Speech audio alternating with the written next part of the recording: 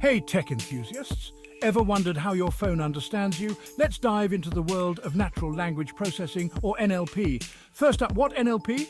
Simply put, it's teaching computers to understand, interpret, and generate human language. Think of chatbots, translation tools, or voice assistants like Siri and Alexa. They all rely on NLP to communicate with us. But how does NLP work? Imagine you're teaching a computer to read and understand a book. First, you break the text into words and phrases, kind of like learning the alphabet. Next, the computer needs to understand the meaning behind those words. It's like figuring out the plot of our book. Finally, it learns patterns and rules, so it can predict and generate meaningful responses. Pretty cool, right? Now let's look at some real-world examples. Ever noticed how your email filters out spam? That's NLP in action. Or how social media platforms analyze sentiment to see if posts are positive or negative. Even in healthcare, NLP helps doctors diagnose patients by analyzing notes.